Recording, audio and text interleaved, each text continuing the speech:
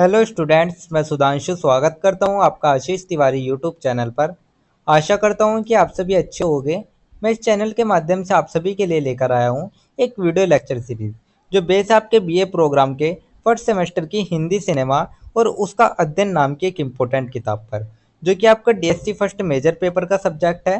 तो स्टूडेंट, अगर आप ड्यू, सोल, रेगुलर या किसी और यूनिवर्सिटी से सब्जेक्ट पढ़ रहे हैं तो सीरीज आपके लिए बहुत ही उपयोगी साबित होने वाली है, क्योंकि इसमें हम हर चैप्टर को सिंपल भाषा में समझेंगे, इंपॉर्टेंट कॉन्सेप्ट्स को भी ब्रेक डाउन करेंगे और एग्जाम पॉइंट ऑफ व्यू से भी डिस्कस करेंगे। तो स्टूडेंट, अगर आप DU, SOL, regular, NCWEB and other किसी के भी सब्जेक्ट को समझना चाहते हैं आसानी से, तो चैनल को सब्सक्राइब जरूर कर लीजिएगा, वीडियो को लाइक कर लीजिएगा और अपने दोस्तों के साथ शेयर करना ना भूलें। एंड सोल से रिलेटेड डेली अपडेट्स के लिए आप सभी हमारा व्हाट्सएप चैनल फॉलो कर लीजिएगा। तो चलिए शुरू करते हैं। मैं आपका स्वागत करता हूँ बीए प्रोग्राम के पहले सेमेस्टर की हिंदी सिनेमा और उसका अध्ययन सब्जेक्ट की यूनिट नंबर सेकंड के चैप्टर नंबर 2 के इस वीडियो लेक्चर में।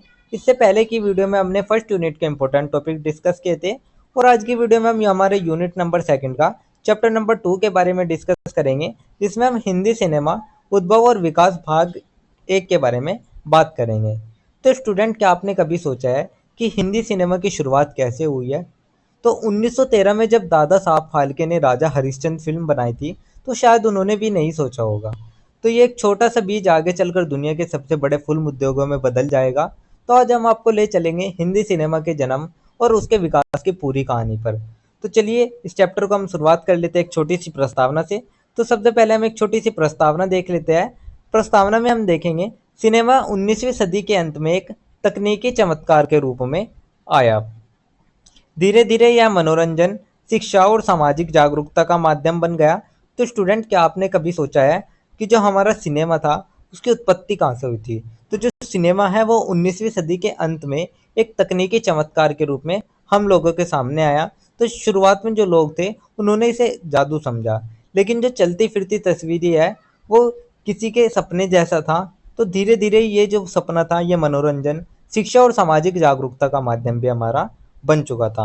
तो हिंदी सिनेमा का उद्भव 1913 में दादा साहेब फाल्के की राजा हरिश्चंद्र से हुआ था। तो भारत में इसकी जो यात्रा शुरू हुई थी वो 1913 में शुरू हुई थी, जब जो हमारे दादा साहब फाल्के जी थे उन्होंने पहली फीचर फिल्म राजा हरिश्चंद्र बनाई थी। तो आज हिंदी सिनेमा विश्व के सबसे बड़े फिल्म उद्योगों में से एक है। तो जो आज का हमारा हिंदी सिनेमा है वो सिर्फ भारत में ही नहीं बल्कि पूरी दुनिया में एक पहचाना जाता है और इसे दुनिया के सबसे बड़े फिल्म उद्योगों में भी गिना जाता है। तो ये तो हमारा एक छोटी सी प्रस्तावना हो गई। प्रस्तावना कंप्लीट करने के बाद जो हमारा नेक्स्ट टॉपिक आता है वो हमारा आता है सिनेमा प्रौद्योगिकी का विकास। तो अब हम बात कर लेते हैं हमारी सिनेमा प्रौद्योगिकी के विकास के बारे में। तो जो सिनेमा की कहानी है वो तकनीक के विकास के बिना हमारी अधूरी मानी जाती है। तो सबसे पहले हम इसकी शुरुआत देख लेते हैं। ब्लूमियर ब्रदर्स 1895 में पेरिस चलती तस्वीरें दिखाई। तो जो 1895 का समय था, उस समय ब्लूमियर ब्रदर्स जो थे उन्होंने पेरिस में पहली चलती तस्वीरें दिखाई थी। तो जैसे कि आप देख सकते हैं, ये हमारे ब्लूमियर ब्रदर्स है, जिन्हें सिनेमा की प्रौद्योगिकी का विकास का प्रथम बिंदु माना जाता है। इन्होंने ही पेरिस में सबसे पहले चलती तस्वीरें दिखाई थी। इसके बाद आया हमारा मूक सिनेमा, केवल चित्र बिना आवाज। तो जो हमारा साइलेंट सिनेमा है उसमें हमारी मूक फिल्में होती थी जिनमें आवाज ही नहीं होती थी। फिर नेक्स्ट हमारा जो आता है वो हमारा आता है टॉकी सिनेमा। 1927 में अमेरिका में पहली sound film the jazz singer. तो 1927 में पहली बोलती film I the jazz singer. उसके बाद भारत में 1931 में आई पहली फिल्म जो बोल सकती थी, वो थी हमारी आलम आरा, पहली बोलती फिल्म। तो पहली जो टॉकी फिल्म बनी या जो पहली बोलने वाली फिल्म बनी वो हमारी भारत में 1931 में आलम आरा फिल्म बनी थी। बाद में रंगीन फिल्में, wide screen, special effect, digital camera और ओटीटी प्लेटफॉर्म तक विकास। तो फिर आई हमारी रंगीन फिल्में, wide screen I, special effects आए और आज के दौर में जो डिजिटल कैमरा और ओटीटी प्लेटफॉर्म्स है, इन सभी का हमारा धीरे धीरे विकास हुआ। तो तकनीक ने हर दौर में सिनेमा को नया रूप दिया है और दर्शकों का जो अनुभव है उसको भी बदला है। तो यही था हमारा सिनेमा प्रौद्योगिकी का विकास। इसके बाद जो हमारा नेक्स्ट टॉपिक आता है वो हमारा था सिनेमा की विशिष्टता और प्रकार्य। तो अब हम बात कर लेते हैं सिनेमा की विशिष्टता और प्रकार्य के बारे में।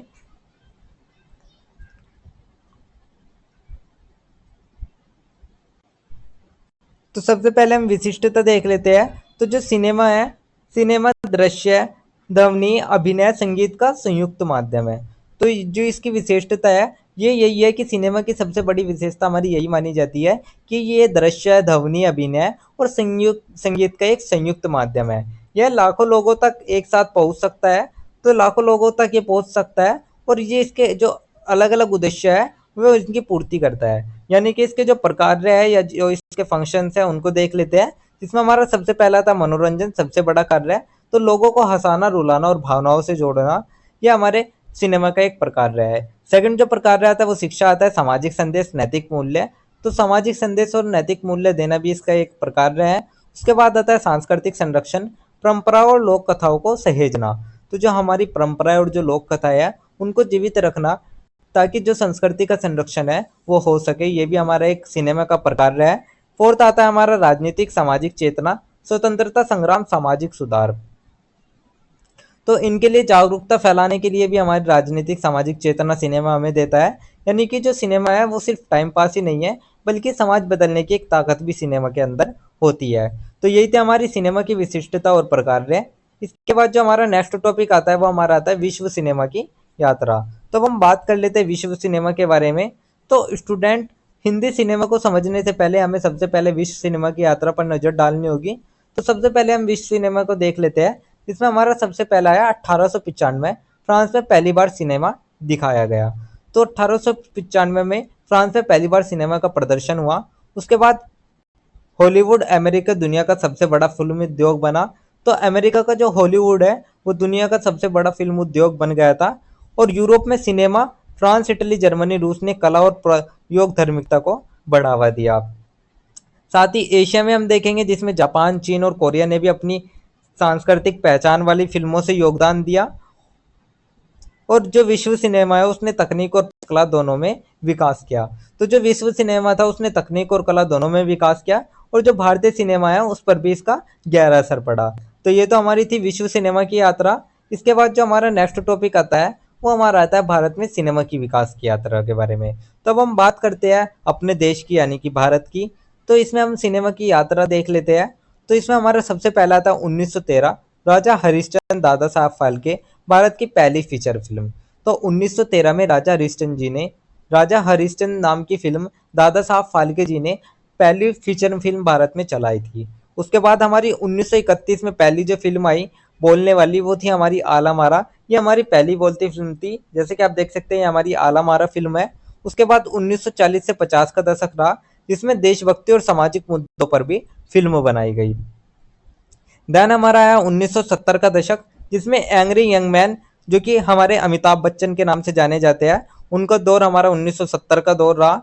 उसके बाद हमारा आया 1990 से 2000, जिसमें ग्लोबलाइजेशन रोमांटिक फिल्म, जिसमें जो महत्वपूर्ण भूमिका निभाई वो सलमान खान और शाहरुख खान जी ने निभाई। तो यही था हमारा 1990 से 2000 तक का सफ़र। और जो आज का हमारा समय है उसमें हमारा मल्टीप्लेक्स, बड़े बजट की फिल्में, ओटीटी प्लेटफॉर्म और अंतर्राष्ट्रीय पहचान, इन सभी के बारे में देखा जाता है। यानी कि जो हमारा भारतीय सिनेमा है वो हर दौर में बदलते समाज और दर्शकों की पसंद के साथ विकसित होता रहा है। तो यही था हमारा एक छोटा सा भारत में सिनेमा की विकास यात्रा। इसके बाद जो हमारा नेक्स्ट टॉपिक आता है वो हमारा आता है सिनेमा का वर्तमान दौर। तो अब हम बात कर लेते हैं सिनेमा के वर्तमान दौर के बारे में। तो आधुनिक हिंदी सिनेमा में विविधता है। एक तरफ बड़े बजट की व्यावसायिक फिल्में, दूसरी तरफ यथार्थवादी पैरेलल सिनेमा। तो आज को जो हिंदी सिनेमा है वो बहुत ही बेहद विविधतापूर्ण माना जाता है, क्योंकि इसमें एक तरफ बड़े बजट की कर्मशरीय फिल्में हैं और दूसरी तरफ हमारे यथार्थवादी पैरेलल सिनेमा भी इसमें जुड़ा हुआ है। तो डिजिटल तकनीक, सीजीआई, वीएफएक्स का प्रयोग। तो सीजीआई, वीएफएक्स और डिजिटल टेक्नोलॉजी ने फिल्मों को और भव्य बना दिया है। दूसरा हमारा है ओटीटी, जिसमें नेटफ्लिक्स, अमेजॉन, हॉटस्टार ने फिल्म निर्माण और देखने का तरीका बदल दिया। तो ये हमारे ओटीटी प्लेटफॉर्म है कुछ, जैसे कि आप इन सभी को देख सकते हैं। तो इन्होंने फिल्म देखने का जो तरीका है वो उसको बदल दिया। और सबसे बड़ी बात जो हमारी आती है वो हमारी आती है सामाजिक मुद्दों पर फिल्में, जैसे आर्टिकल 15, पिंक भी बन रही है। तो सबसे बड़ी बात जो हमारी देखी जाती है वो मानी जाती है, जो अब फिल्म है उसमें भ्रष्टाचार, लैंगिक समानता, जातिवाद और पर्यावरण जैसे जो गंभीर सामाजिक मुद्दे हैं उन पर भी काम हो रहे हैं। यानी कि जो आज का दौर है वो सिर्फ मनोरंजन का ही नहीं है, बल्कि प्रयोग और बदलाव का दौर भी है। तो यही था हमारा सिनेमा का वर्तमान दौर। इसके बाद जो हमारा नेक्स्ट टॉपिक आता है वो हमारा आता है 21वीं सदी में सिनेमा। तो अब हम बात कर लेते हैं हमारे 21वीं सदी में सिनेमा के बारे में। तो 21वीं सदी में जो सिनेमा था उस पर वैश्वीकरण और तकनीकी क्रांति का गहरा असर पड़ा है। तो वैश्वीकरण और तकनीकी क्रांति का असर भारतीय फिल्में अंतर्राष्ट्रीय स्तर पर सराही जा रही है, जैसे स्लमडॉग मिलियनर और ट्रिपल आर का ऑस्कर गीत नाटू नाटू महिला केंद्रित और नए विषय वाली फिल्में। तो जो हमारा महिला केंद्रित और नए फिल्में हैं उन पर भी जोर दिया जा रहा है आज के समय में। और फोर्थ हमारा जो आता है वो हमारा आता है क्षेत्रीय सिनेमा। दक्षिण भारतीय फिल्मों का प्रभुत्व बढ़ा। पैन इंडिया फिल्में बाहुबली, केजीएफ, पुष्पा आदि जो कि हमारी पैन इंडिया सिनेमा इन फिल्मों के कारण बन चुकी है। तो दर्शक अब केवल मनोरंजन नहीं बल्कि गुणवत्ता और कहानी भी चाहते हैं। तो जो आज के जो दर्शक हैं उनको सिर्फ मनोरंजन ही नहीं चाहिए बल्कि वे एक अच्छी कहानी और गुणवत्ता भी फिल्मों में चाहते हैं। तो यही था हमारे 21वीं सदी में सिनेमा। इसके बाद जो हमारा नेक्स्ट टॉपिक आता है वो हमारा एक छोटा सा निष्कर्ष आता है। तो अब हम ओवरऑल पूरे चैप्टर का एक छोटा सा निष्कर्ष देख लेते हैं। निष्कर्ष में हम देखेंगे हिंदी सिनेमा का विकास तकनीकी, कलात्मक और सामाजिक तीनों स्तरों पर हुआ है।